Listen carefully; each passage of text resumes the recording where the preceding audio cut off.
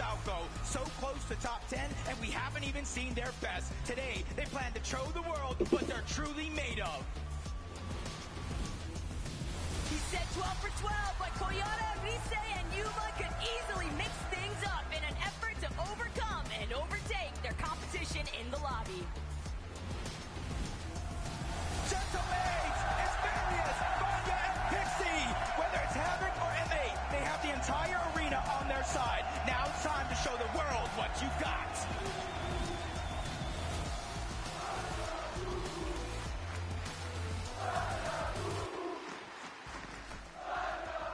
I wanted to come and speak to some of our North American West players. So please, backers, Paz, Pump, please be on your feet. Let the fans see you. Pump, this is your very first Fortnite Global Championship. How are you finding it? I'm finding it good. I mean, I wish we were uncontested, but, you know, it's how the game is, so hopefully we can pull off a better day. How are those Osborne fights going for you at the moment? It's going 3-3 right now. We're confident going to the next couple games, next 6 games.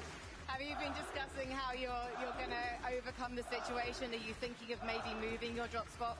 Oh, yeah, we're pretty, we got everything covered right now. We're locked in for it. Interesting. Paz, tell me, you are at 18th on the leaderboard. Obviously, 6 more games, everything to play for. Do you play it safe, or do you play it like you have nothing to lose?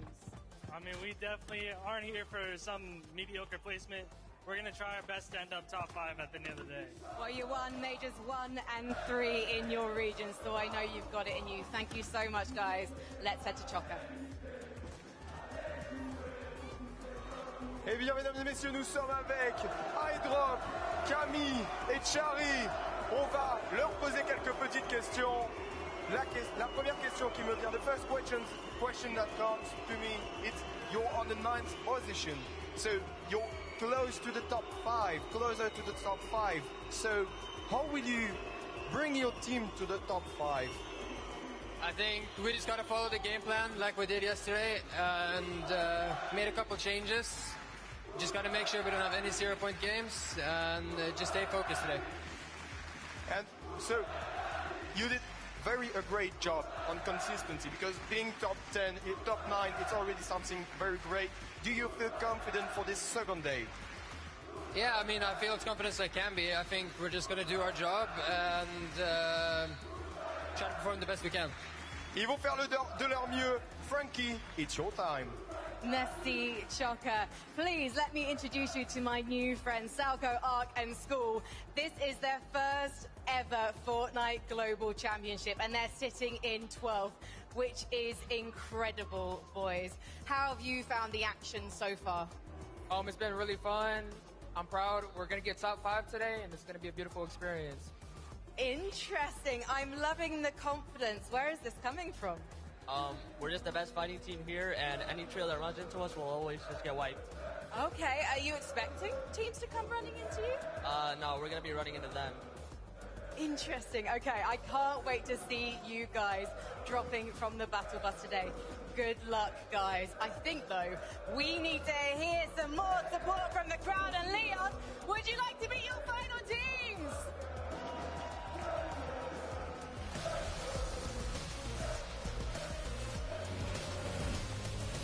Up next is Shadow Sphinx and Muzz. Even with the odds against them, let's go.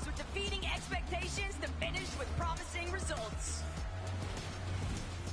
The terror of EU, Flixie, Benno, and Vico.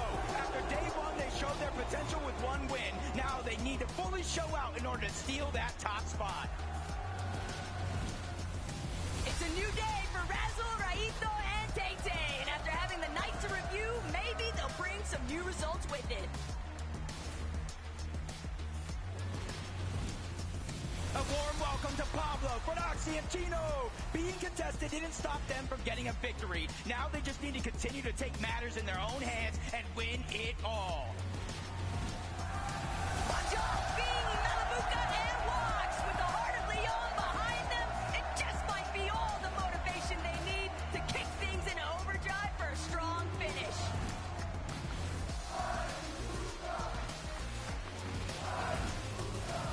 Give it up for Chaffrey season and Mr. Savage. With 3 games inside of the top 6, they've shown experience and firepower. But now it's show the world what you got left. Snowy, Ryu, and Zod put on quite the show yesterday with their constant box fighting. And if they add some good placements with it, then the Middle East might just be due for an upset. The NA champs, Peterbach, Cold, and Ritual. With their backs up against the wall, there's only one thing they can do. Take over the competition like they've done many times before. Nothing to lose, but everything to gain. It's Kazi, Tinka, and Aspect. Looks can be deceiving, so don't sleep on some of Oshi's finest. They're ready to lock in. It's Visuals, Braids, and a Minish. Even though things didn't go their way day 1, they're just a couple of games away from a comeback. It's now or never. Ooh la la! It's Swizzy, Queasy, and Merstash! Their gameplay said everything, while their results wrote a new chapter in Fortnite history. This is your moment, so take it!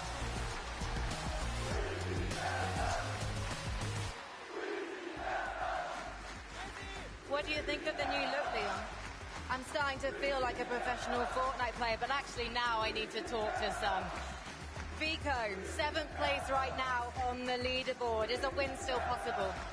Yeah, I think it's kind of hard, but 1% chance, 99% faith. I think Queasy's got this in the bag though, but nothing's impossible, you know? You seem to be very nice about some of your fellow European teams, also the American ones. I saw you fist pumping some of the North American guys. Is it all love on this stage? So I think that it's not all love. There's 0 French players at this LAN. Keep booing me. Okay, I might give him the sunglasses to put back on. Flixie, let me come to you because you do have top 5 experience from last year. And I want to know how you learned to go even further from last year to this year. I mean, this year we played first in Globage in the first FNCS, so we know how to win and we're going to do it today, so yeah. Well, I have a feeling these guys are going to start to really enjoy being the villains when they prove themselves in just a few moments. But for now, let's head to Choca. Hello back. Cette fois-ci, je suis avec Fredoxy, Pablo Wigo et Gino. Ils ont gagné la dernière partie hier soir. You won the last game yesterday. How you feel? Because you are the last one who won a game and you come back. Are you proud of yourself and are you here with a good energy? Yeah, I mean, we finally got to get loot off spawn and hopefully we can continue today winning a game. Ils vont continuer de gagner aujourd'hui. So have you tried to change some things or have you moved anything in your plan, in your strategy? Yeah, we viewed, of course, but I can't tell too much here. So let's not speaking about it. Et mesdames et messieurs, la dernière question. Do you feel that the crowd is crazy in France? No, I don't feel like they're against us, but they're definitely with their mate. They are. Thank you very much. Let's go back to Frankie. Thank you very much. I'm just getting visuals and Braids to stand up. And Minish, please, on your feet. You're in 22nd place, okay? We can't afford to have you rest on your laurels here. What's the plan? I'm just locking in, you know, getting in the flow state. Just like leaning back in the flight chair. Yeah, that's properly locking in. And Minish, what's the plan? We're landing on Queasy. Oh, landing on the hive. That's a very tricky drop spot, though, Braids. It's an incredibly tricky drop spot, the hive, especially when you're up against the players who are at the top of the leaderboard. Yeah, we have practiced it in the practice arena a little bit, so we should be able to do it good. Visuals, I'm believing this is really going to happen. You're really going to drop at the hive today. I guess you'll have to find out. I think we will have to find out. One last time, please, Leon. 1, 2, 3!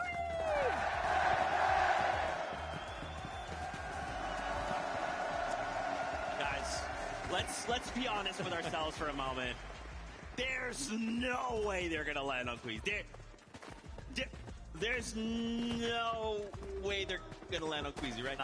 There's no way. A little bit of farming going on. I'm pretty sure.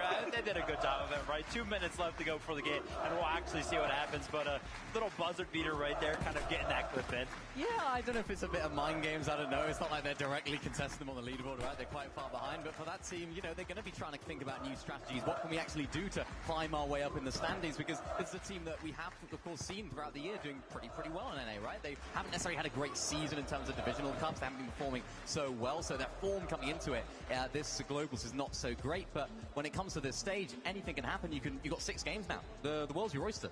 Yeah, I love, I want to call out Veno there. You know, love him or hate him, Veno is a character, bro. Got the walking out ice cold with the shades on, calling out, hey, look, Boomy, there's no French trios here, though. That's, you know, that's ice cold, Veno. I mean, yeah, obviously, Veno kind of walking out like that, right? A lot of the trios still seeming to be in high spirits, kind of, you know, Pete reminding everybody of the FNCS wins as he comes out as well. But I think there was one of those walkouts that stuck out more than all of the others, right? And it's going to be the last one, of course. The crowd giving its utmost, loudest roar, I'm pretty sure, of the weekend so far for Queasy, Swizzy, and Merstache, and they deserve it. And they love it. They absolutely love it. They're playing to it. Their play style sort of panders to it as well, right? Playing that high ground play style, the way they can win games, they can have clutch moments. Even the Fraggers, of course, doing exactly what they do best, just providing highlight reel after highlight reel. They're a great team to watch. So not only, of course, they have 2 players on M8, they're also just great entertainers as a team. And you can hear it. They absolutely love them, and for good reason. Yeah, man, look at Sweezy. She's in there, man. I love to see this. I mean, guys, look, if we get any more Victorials out of this trio today, I will lose my voice, and I feel like everyone in the stands will as well. Again, we could be looking at our new global champions. They have such a lead coming into today, and now we have to just hope whatever else is going on, that they're prepared. Maybe NA's dropping on them. I don't think so, but, you know, we just got to hope that they hold on strong. I mean, yeah, they definitely have to, right? Globals, it's been a very rare occurrence for any of our winners who have 12 good games. So far, they've had 6. If they can continue to do well, pick up those top 5s like they have done consistently so, yeah, nobody's going to be able to catch them. But like I already said, very unlikely that they won't have, you know, a bad game in the mix. And once they do, that's going to kind of open the gates for all of the other trios to kind of catch up. I'm calling it right here. It's not a crazy prediction, I'll be honest. Queasy game 1 win. They're doing it. It's such a Queasy thing to do. Looking at the vaults, making sure they're adapting to the lobby, coming out of the gate strong. It's such a Queasy, Swizzy, and Merstache thing to do. They're playing it so well. They might have trouble later on down the line. I think a lot more teams, as we see quite often in Fortnite tournaments, is they need to try and boost their way up in the standings for their own good. So they might try and take height. But that first game, keep an eye on them. Okay, all right. Listen, I'm going to make a bold prediction here. I'm going to say Kanata is going to come back, win 3 more games today, because that's what he personally told me. I'm going to win 4 at LAN. So I got to believe in NA. We're making a resurgence, okay? Don't call it a comeback. We've been here for years, okay? Everything's all good to go. But you heard that sound. The battle bus is ready. 6 games here. Championship Sunday. After this, we will know who the new global champions are. It's game time!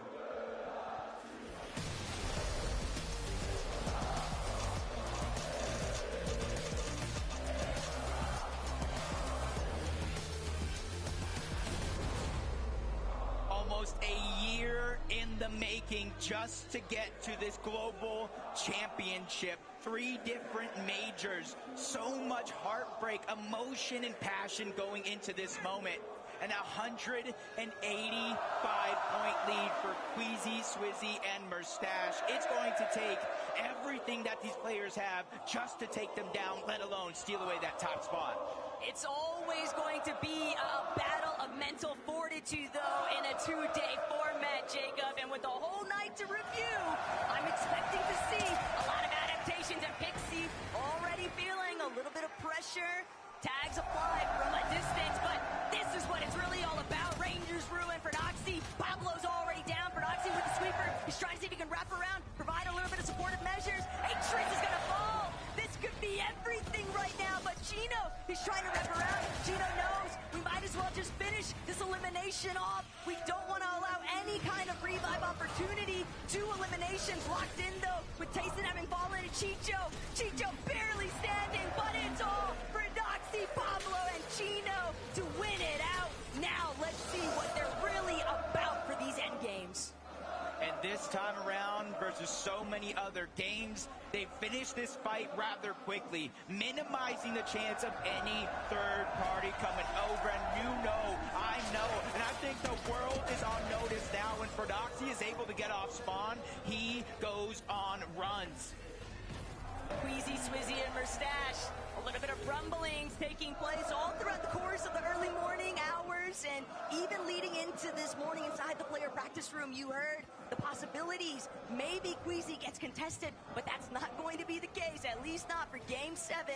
Same scenario taking place for Higgs, Iamzo, and Clix. And keep in mind, Jacob, these guys are still well within striking range of top 5. Yeah, 8th place basically to end the day yesterday, and it's kind of building momentum, building confidence. These guys have all played on the global stage before. They just need to go ahead and channel it. This is day 2, the last chance, 6 games. They just have to leave no regrets left on that table, just like this team here. Contested, uncontested, they made it work no matter what went their way from the Kappa Kappa factory, and now they are just a few big games away from potentially taking a second or even a first place spot, depending how Swizzy, Quizzy, and Merstache continue to perform throughout the day. And while being uncontested is likely ideal for Seti Panzer and Yapko, it does force them to have to revisit where is our surge strategy going to come into play. They're not the only ones that have had to take those instances and just rewrite how they want to work it through. Darmdemon's Picks, on the other hand, just lurking, waiting, farming, an epic whale with a dastardly plan. Well, you said it yourself, lurking, but from one team to another, you're kind of seeing the change up of strategies. Instead of finding out over at Dystopia, it looks like Epic, Paper, and Victor V are ready to make moves. 72 points after day number 1 is a hole that they didn't even expect themselves to be in, especially to start the day. It was Victor V that stopped the momentum from building from Peterbot himself by taking him out in a crucial 1v1 to save Epic Well because he was down. It actually looks like Epic Well, Paper, and Victor V might have visited that bird a little bit too late. iDrop and co likely already stripped most of the metal here, and it's just the scraps left behind. Paper, Victor V, and Epic, they didn't exactly have the most primed up loadouts, so they got to be really wary of that team on Shining Span. Yep, just kind of taking the risk of not being able to get loot early on, try to get a fight to go their way.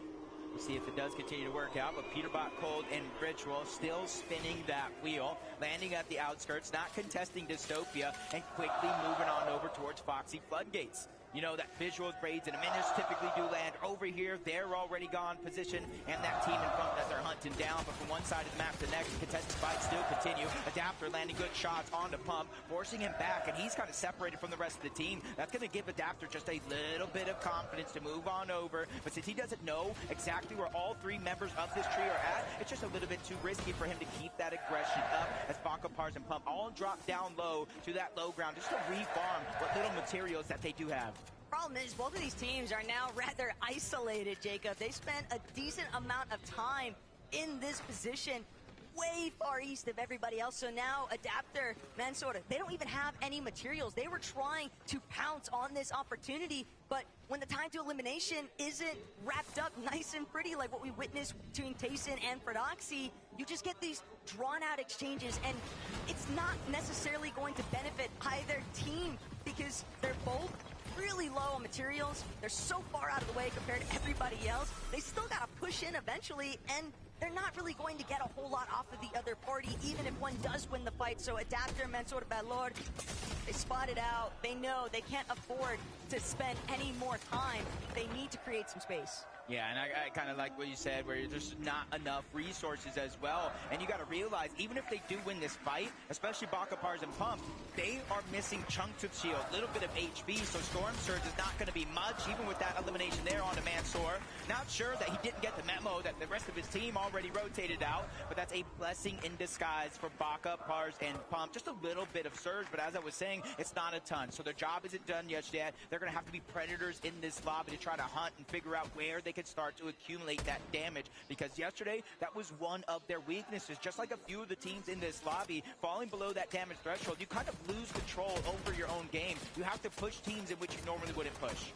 The elimination feed certainly lighting up, though, with a chunk of Nox, and Boltz loses his shield, but based off of what we just saw inside of this Surge base, don't think that Boltz is all that pressed for it. Pixie, Vanya, Marius just taking their time. These pre-established Surge bases, you have a pretty good idea of where other teams are going to be at, so you know that you're very... Et on s'en fait 89 joueurs, 31 trio. Turbot, les gars, bien sûr, emblématique les gars, pour la Coupe du Monde 2024. Tay-Tay and Rhino, they're also rotating on over from Dystopia City, and this is kind of becoming a cluster of teams trying to take this high ground position outside of the OXR HQ, which I can understand why, but you're seeing Peterbot, Cold, Ritual, and some of the other teams choose, hey, maybe this is not worth it. We still need damage elsewhere, and as long as both teams stay boxed up, there's no opportunity for said damage. Problems definitely occurred, though, for Visuals Braids in a minute. Novaito, Tay-Tay, they're also fully aware of the fact that Peterbot's team very likely still lurking nearby, so it's not like they're going to have a smooth exit. But Victor V, Epic Whale, they found themselves a little bit too tangled up here. Reek, Curly, and Cooper certainly have a little bit more priority positioning, but Victor V, he's got to try and hold things down. He wants to provide a little bit of relief towards Epic Whale. They just don't have a whole lot to work with in comparison to Curly, who's just trying to charge, see if he can run Epic down, but Reet now taking the forefront positioning. Reet instead going to be left to fall behind as Epic now scattered, but that's breathing room. Yeah, and this is just a tough position to see both Victor V and Epic Well's loadout. They only have bandages, which is really not going to help them in this situation. No extra shields, which means Epic Well is just one pump away from going down. Victor V and him have to figure it out, but Veno, Flixie, Vico, they're trying to do the same thing. Not necessarily fighting the same off spawn, even with 2 eliminations, quickly rotating away from that Cannon's Crossing and end up in another exchange against one of Asia's finest, Buyuriru and his whole trio. But you can see neither team just kind of going all in, just trying to end the fight quickly. There is a little bit of elevation difference, but that's going to go over to Veno, Flixie, and Vico. So now they have the options, the choices of what to do next. The key part, though, about Veno, Vico, and Flixie is you give them an inch, they're going to take a mile here. And they know that they applied a good amount of damage against Marim and Buyuriru, so they could be content with the surge that they built up, but knowing those guys, they're definitely out for more. They want at least 1, 2, even 3 eliminations, but Marim, Wixie, they're gonna actually get up close and personal, but Wixie bit off more than he could chew. Vico's gonna have no problem shutting that one down, and it's Flixie credit for 2, Veno with 1, but a nice cleanup all the way through. Literally just kind of went for an all-or-nothing play, and just the team's timing wasn't there. Marim got kind of shut down. Buyuriru wasn't able to put down pressure because he had the DMR, but now it's turning around on him. Vico, Flixie, Veno, they're dropping down from above. They know they have a huge numbers advantage, and that's why Vico's playing from the top down, trying to cut off any paths, any escape route toward the top, takes a shot, reassesses the situation, knowing his teammates do have the pressure. It's going to allow him to heal just a little bit. As Brian just getting a good shot. Buyuriru doing the same thing. Veno's being forced back, but the numbers are just way too much for them to handle. Vico gets the last laugh on the Buyuriru. If it had been anyone else, might have been a little bit more worried there for Veno, but we knew he still had Flixie and Vico to back him up, no problem.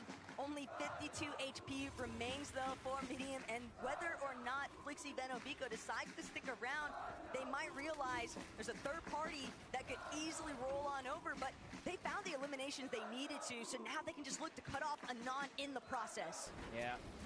They got that same feeling that you did. Somebody might be pushing over. The fight might have taken way too long, drawn a lot of attention, and guess it actually has. All the way from across the ocean, OCE from that low side on the map. Storm Surge is going to be one of their biggest worries dropping there if the zone does pull towards the top. They really have to start to figure out a way to take advantage of it. And with 2 teams here, Vico, Flixie, and Veno, and a solo player that they did leave behind down below, they're just kind of waiting here, getting information. They know Ager's team also lands on this side of the map, so they're trying to figure out where is the easiest possibility to get that damage. It's just no secret. Anon was very vocal about the fact that he is not a fan of the way Surge has been working zone by zone. Up 1,000 in one, down 300 in another. it's the nature of the game, and it can be brutal at times, but that's exactly why we see them trying to be more proactive, trying to create those aggressive surge instances. But I'm not sure Veno Vico Flixie is the team that you want to take your chances on. I feel like this is the team right here. Poyo, Agers, and Acorn, 10th place after day number 1, and I feel like the majority of the community had this team in their top 5, in their top 3, possibly winning the entire thing. But now, Acorn, one of the best IGLs, Poyo, one of the best fraggers in the game, and then Agers, the guy that can do it all. They're really going to be tested throughout these 6 games, just like Cammy, Audi, iDrop, haven't left their drop spot. Not any bit, but this fight continues to come to them. From Epic Whale's team to Tay-Tay's team, they're all just trying to get as much Storm Surge's damage because they know that's the kind of currency, that's the flexibility that allows you to rotate early when the zone pulls towards the north. That's something you can focus on versus everybody else. But these kind of scrappy box fights are exactly where Asia tends to shine, and that's why we see a little bit of reservation there from iDrop, Cammy, and Hadi. They know what kind of position they're currently holding on the leaderboard. They don't want to give it up. Poyo, Agers, and Acorn, though, they just continue to take advantage of all the objectives surrounding them, even if they have to make some earlier rotates. We saw how difficult their day 1 started out, but by the end of it, we started to see that little bit of a bounce back factor, Jacob, and now with the whole night to actually hit the VODs, I'm so certain that Acorn has definitely cooked up something. Yeah, in this game round, they did actually get the medallion that lands at Demon's Debris. They have the Mythic, and because of that, they have the A rank, which unlocked that vault, and they have the exotic as well. The Wrecker Revolver that shoots faster with every hit fire, so that's something that we're really going to have to watch out for, especially if they're looking for a comeback today through eliminations. Savage Chat, Reason trying to do the same thing. Slow to rotate on out. They're prioritizing getting Storm Surge. A lot of these teams that are slow to rotate, those are the ones that are making a focus on this fight. This is a big turnaround right now, though. It's only Cammy and iDrop left to duke it out up against some of Asia finest, but they're going for the double revive. It's a little bit greedy, but Tay-Tay, he's actually the only healthy member. They're going to opt for possibly trading out revives, but no, Tay-Tay recognizing just too far away. Crash pad out, going for the escape, but iDrop and Cammy aren't going to be able to give pursuit, at least not right away, but there's nowhere left for him to run. Tay-Tay, he's just going to have to full-on bail. And sometimes you just really don't get a choice. They're trying to just bring all the loot back into their box. They know other teams potentially nearby, but Adi's the one that really kind of opened up that opportunity, gets the knock, and the rest of the team was there. And that's a confidence-boosting feeling, knowing your entire team has your back. You can make a move, sometimes without even out saying anything. Clix, Higgs, and Yamzo kind of, I wouldn't say changing up their overall strategy, but all 3 of them as a team, they land towards those RVs just outside of the Supernova Academy. They get as much of that brick as possible, which kind of maxes out for the most part, and then they go and loot Supernova Academy. Try to get all the loot. I know everybody hears the crowd roaring right now. Swizzy, Mustache, and Queasy, business as usual. Getting their early game Storm Surge, getting their early game rank ups, and then accessing the ball. And the main thing to take note of here, Jacob, is that these guys aren't changing anything. Queasy, Swizzy, and Mustache are running this back as if we're still in day 1, despite it being game 7. And if nobody's going to force them to change their strategy, it's hard to believe that Queasy won't end up taking over height later on. Definitely a possibility. They're in first. They don't have to change up anything because nobody even looked up yesterday. But Cooper and Curly find themselves in a peculiar situation. 2v3 versus the NA West champs, Baka Pars and Pump. But Curly's doing a good job holding down his walls, holding down his defensive, and fighting back, forcing the Flowberry Fizz out on the other side. The triple hill is going to get him back into action that much quicker. But they're just at the edge of zone with not far to rotate before they make their way in. That's going to give the luxury to stay a little bit longer, but a massive haymaker onto Pars. That's going to slow things down just a little bit and continue to build the confidence for Cooper and Curly. Cooper and Curly are really having their mettle tested this weekend. It's so unfortunate that they had to leave Free behind, but they are still a powerful duo that can definitely pop off with a strong performance here. One could be all the momentum shift that they need. Cooper has been here so many times before, Jacob, and he knows that they've got to try and capitalize, but they have no idea what kind of duo is crouch lurking behind them. Balor and Adapter. They've also encountered some early strugglers, losing Mansoor since he didn't get the memo. And Adapter, Balor, they don't even get the chance. They thought they were going to get the jump on Cooper and Curly, but instead it's been 180. They're almost 500 damage below the threshold. Cooper Curly, they don't see if it activates. They won't be able to get that visual, but they will hear the shields crack if it does come down to it. But they're just kind of hunkered down below, biding their time as much as possible. Time that they may not necessarily have. They have extra shields in their loadout, but they don't have any extra HP heals. Sooner or later, they might be pushed into a situation where they have to get elimination, especially now that a whole nother duo starts to make their way in. That's Tay-Tay and his teammate, but up goes Cooper without no HP. Exactly what I said, they have to go for eliminations, but Balor, he's at least going to be able to steal away one. That's one less chance, but Storm Surge activates, making it just a little bit easier as Cooper and Curly have to go, and they have to go now. It's a 2-tick. They're on the clock. If a Cooper does it, he dunks on him from above to get the siphon. But the same can't be said for Curly. He has no siphon to profit off of just yet. They're going to have to find another elimination. They're going to have to find it now. Adapter has fallen. Cooper and Curly just continuing to make something out of nothing here. But Balor, that surge tick is just destroying him. The shield crack goes up yet again. He's using every single bit of healing resources he has, and it's still likely not going to be enough. Yeah, like I said, the shield's cracked. That's a giveaway for Curly and Cooper, and immediately turned around, tried to land shots. Balor's doing just that, and he barely gets himself above that damage threshold, and he knows he cannot go back for his teammates' reboots card. This is a solo journey from here on out for him, and he does some good damage yet again. Will he pick up the elimination? We'll wait and see, but Pixie, Vanya, and Marius, you can see the zone just outside of OXR HQ. These guys have been smooth sailing so far in this game. Marius and Pixie being the top two players for shotgun damage and moving zone says enough, Jacob. These guys have been getting fraggy, and they plan to continue their streak, especially with all the company that's starting to dogpile around them.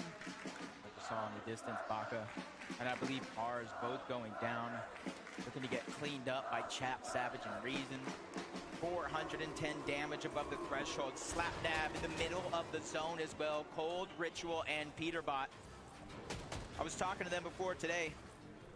They didn't have too many game plans other than just play better. They know their performance yesterday was abysmal, and that's just a huge fire underneath their belt to do just that and have a good comeback. And Chino's just fighting on the other side. That's Anon all the way from OCE, but his teammates are coming in. Backup has arrived. Chino's just getting pushed back further and further. Resign's starting to feel that confidence, but there's too many players all around. For Doxy, surprising Resign's, catching him off guard. Multiple players just trying to push in, but for Doxy making sure to save the day. Down goes Resign's, and up goes their chances to win this fight. Just look at the way that Ferdoxy and Chino played this box fight, though. So many separate angles opened up at once. Resign's HP just disappeared. Ferdoxy and Chino still looking to try and hold things down, too, here, Jacob. They're fully aware of the fact that they've done enough to at least push Oshi back temporarily, but that's not to say that it has had the same effect on the Polish counterparts directly next to where they're located. They do have that extra med kit down below, just in case. Anon, Alex, they're trying to come back for revenge. Chino's gonna be the first one going down. Well played shot by Alex. He had all the power behind that one, forcing Ferdoxy to try to back up and get the revive. The audio visual is coming out. Ferdoxy trying to reposition. He has to let the cone go. He has to let his teammate go down. That one's quickly cleaned up, but that doesn't mean he has to stop fighting back. With 2 versus 1 in this situation, and him being slightly on the edge of zone, if not out, he has to start getting information that is vital to his success. And even one more team going down, he'll start to get placement points on top. Problem as a solo, though, is that there's only so many directions you can look at once, and overhead, Swizzy, Merstash, Queasy, they're already starting to break through. You saw that first knock take place right now for Swizzy, and he's still after another Ritual and Peterbot. They don't even realize they're being shot from underneath, but it's actually Sphinx who's taking down Peterbot in this lobby. Shadow from behind, never sees it coming. Swizzy's got that elimination, and Muzz trying to save his teammate's life, but can the double revive actually come to fruition with Swizzy applying so much pressure? Yeah, multiple players, and he has that exotic, which is so much damage, just tearing through those builds. But you can see it, Sonin's zone pulled on over. They kind of brought themselves back. Probably Queasy making the call. We have to start to rotate. This zone is vital for our success. If we can get high ground here, that could be our 4th game win. But while one team's having an easy game, Iamzo and Clix, with one of them being down, Iamzo's trying to get him back up. They have 1 crash pad left in their inventory, 6 splashes for the HP if they need it, some Flowberry Fizz, but it is a far pull for a duo to have. A little bit sad there for Merstash. He really wanted to see if he could get a good chunk out of Acorn, Agers, and Poyo on that rotate, but crash pads are out along with the Flowberry Fizz. Iamzo's immediately going to try to claim a position towards the front side, but hold back for a second here. A little bit split from Clix. Clix going to build right back up where his teammate's at. He needs some of these chuck splashes, but of course, another rotate. There is no time to stop, especially with Queasy, Swizzy, and Merstash right back at home base on the high ground. That happened so fast, you blink, you might have missed it, because now there's a whole nother team on top. They're getting battled out, chopped down even once, but the consistency for them to remain in the clouds is absolutely amazing. Swizzy, Merstash, and Queasy making it look easy. Down below, everybody is at their disposal, and this is where we know what they do. They just target out second height over and over and over. They reconnect along the way, so teams are going to have to think of something different here compared to yesterday. Savage Chef and Reason seem like they're a little bit more intent on just trying to stake out these front side rotations. But for Clix and Iamzo, it's likely going to be a backside of zone play. They're going to have to find a refresh. They have hardly any materials to work with. Iamzo doing what he can to drop whatever builds he can for Clix, but there's nowhere safe to tarp out through inside of these lower layers. Everybody is frazzled here. Yapko, Panther, and Seti also in a very strong top 3 position, and they want to hold on to it, Jacob. They don't want to let it go. They worked way too hard to get this far. To go down here in 15th place. Storm Surge still active, forcing players to fight one another. Even though they have to rotate to the zone, they're trying to keep their 3rd place spot intact. They're only 8 points behind as we stand in this game, but Merstash, Swizzy, and Queasy are just double tarping, making sure to reinforce, but Veno, their two are trying to look up. At one point or another, maybe 2 zones ago, they were the team on high ground, but it got stolen away. Up goes Acorn! They're ready to battle it out! M8 versus M8 as Poyo's ready to take on the competition, but towards the backside of zone, they chop it all down. Queasy, he saw that one coming from a mile away. That's exactly why they had Merstash over ahead, still looking to try and build things out here, but Swizzy blocking off Acorn so professionally. Everybody's been chopped up. They're all falling down. Agers has been eliminated. Poyo and Acorn trying to go right back up on the height, but it's Malabuka, it's Lux, it's Ping. They're the ones that have fully overthrown the high ground. They're the ones that are ready to find their first victory royale. Merstash, Queasy still as a duo, but they're still holding that 1st place spot. Kanata is going to go down. Only 3 of the teams in our top 5 still alive. Merstash, Queasy, they're trying to be heroes, but Queasy not only takes a big shot, he loses Swizzy across the way. Merstash has to figure out a way to reunite into the same box. They do that very, very quickly, but it's not going to matter. Queasy goes down. Merstash gets the elimination, but he's all by himself.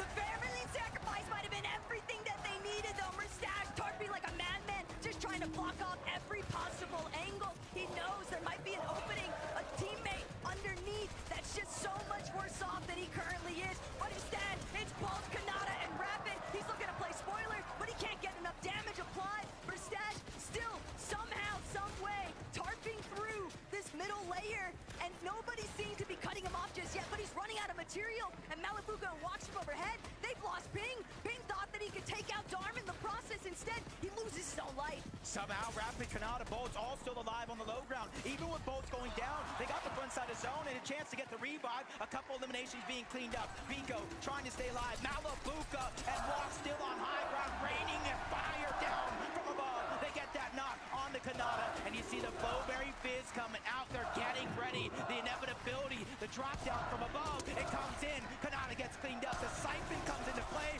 Walks is doing damage. Malabuka is causing pain. Walks and Malabuka, they might just be able to do it, Chef. Not going to be able to withstand the pressure here. Malabuka with a huge cleanup shot. Walks now just needs to seal this one out. And just like that,